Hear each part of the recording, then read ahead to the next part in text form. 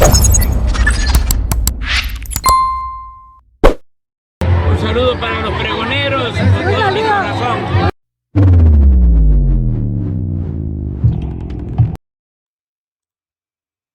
Amigos, bienvenidos a una nueva transmisión más a su canal Pregonero Informa, servidor Irving Rodríguez, transmitiéndoles desde el día de hoy. Nos seguimos encontrando en este martes 26 de septiembre del 2023. Si nos estás viendo por primera vez, muchísimas gracias por tu tiempo y por tu espacio.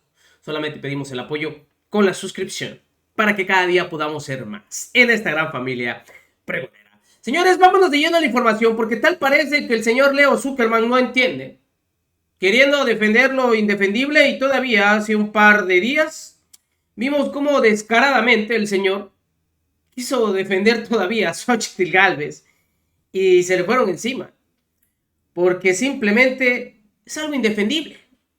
Ahora, en este debate que tuvo en su programa, pues tocaron los temas de estas obras que para la oposición han sido tema para poder atacar, desde el aeropuerto, desde la construcción de la refinería Dos Bocas, desde el Tren Maya, que son obras, magnas obras, que está desarrollando este gobierno y que para ellos simplemente no va a servir para nada.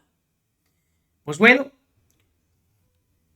como ya era de costumbre, y obviamente los que salen siempre dándole la razón y tratando de demeritar todas estas grandes obras, no se esperaban la participación de Violeta Rojas, que simplemente los terminó callando, porque empezaron a atacar, a hablar mal sobre la refinería, luego se pasaron al Tren Maya, pero la que no se quedó callada y no sigue la línea de Leo Zuckerman fue Violeta Rojas, quien los dejó callados en un 2x3. Las cosas como son, y aunque les duela, en este sexenio se están haciendo obras y se están terminando, no se quedan inconclusas. Dicen que se inauguran sin haberse terminado. ¿Qué tal? Dicen los señores, ahora sí muy críticos, que estas obras no van a tener una derrama, y han traído, sobre todo, dice, en el caso del Tren Maya, una deforestación que es imperdonable. No, bueno. Vean cómo les contestó Violeta Rojas. Y así, con esa carita, dejó a esta de la panelista, que sigue, pues obviamente, la línea de Leo Zuckerman, queriendo demeritar todos estos trabajos. Así la dejaron, con esa carita. Pero les quiero ahora sí que mostrar cómo se derivó todo este debate sobre las obras en este actual gobierno. ¿Ustedes qué opinan? Primero inició este señor, le contesta a Violeta Rojas. Luego pasamos con la señorita y les vuelve a responder Violeta Rojas.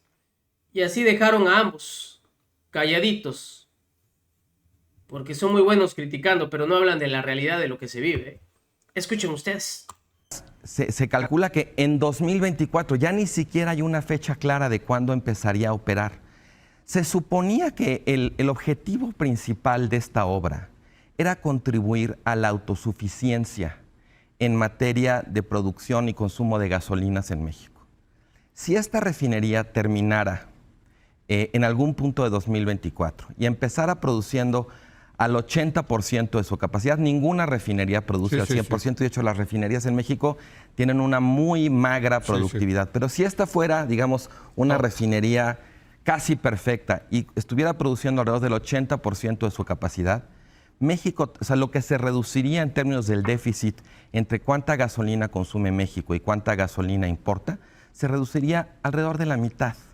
Y esto sin discutir, el detalle de su capacidad de producción, de la rentabilidad de la inversión, incluso de la deseabilidad de la autosuficiencia en materia de gasolinas. El costo operativo y el costo de recuperar el capital que nunca se va a recuperar. Y además invertir, digamos, en refinar, cuando digamos ya el entorno internacional está en la transición energética y vamos hacia las energías renovables y verdes.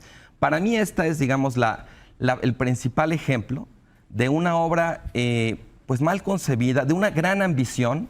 Y bueno, o sea, en el mejor de los casos es la vieja historia de las buenas intenciones y los malos resultados, pero en el peor de los casos termina siendo mucho más mala porque además ha sido una obra profundamente opaca en cuanto a los contratistas. Muy bien. Pues ahí está, Dos Bocas, un diagnóstico, pues diría yo, devastador el que hace Carlos.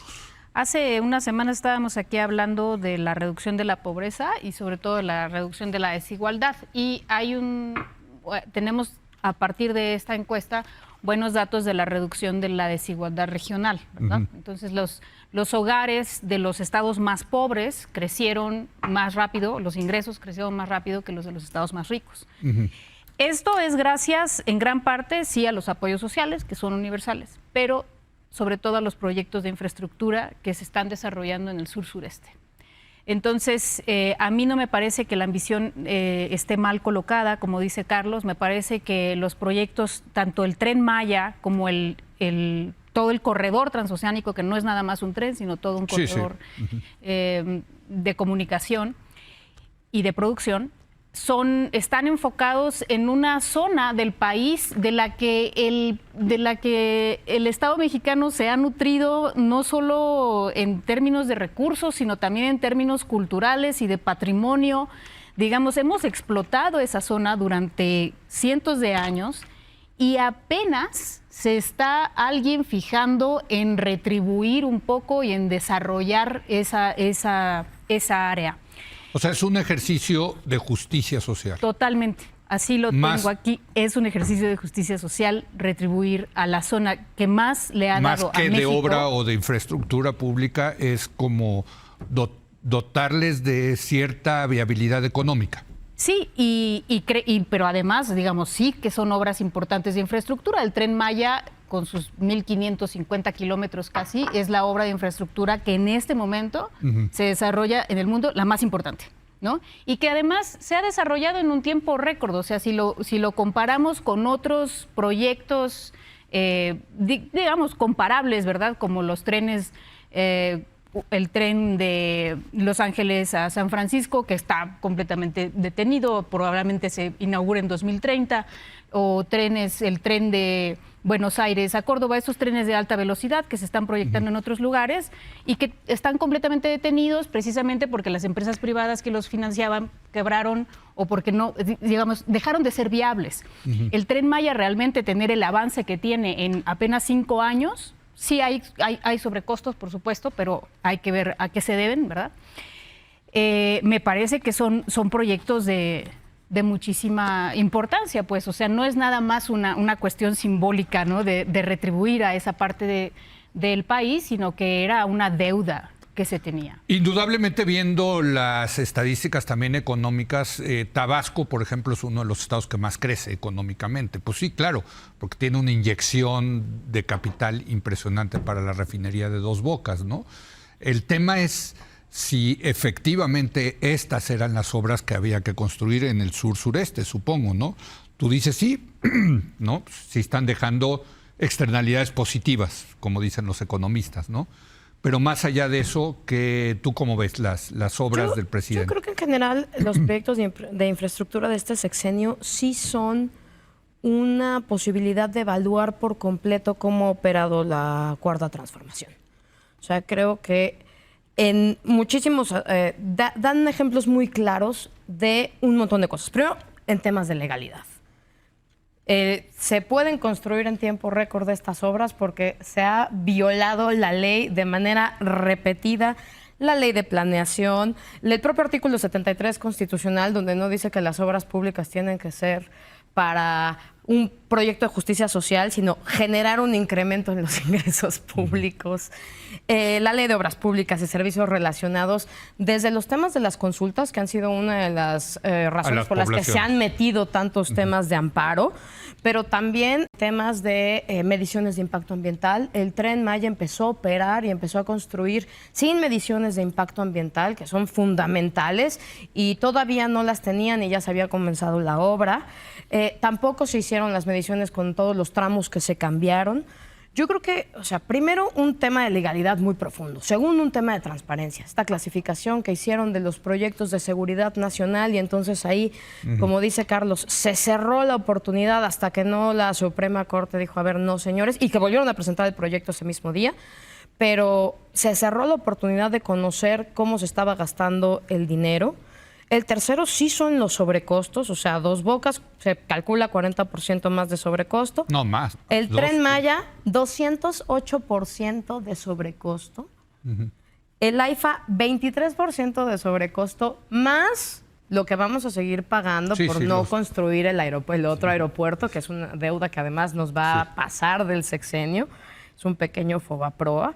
Y creo que también pues ahí evidencia la falta de planeación, ¿no? O sea, una cosa es que hayas hecho un presupuesto, por ejemplo, cosas que sí sucedieron. El acero subió muchísimo durante la pandemia. Sí, sí. Una cosa es que evidentemente pues todos esos imprevistos te hayan modificado las cosas. Y la otra es, por ejemplo, una anécdota del Tren Maya es, nunca nos dimos cuenta en la planeación de la ruta que había un rastro.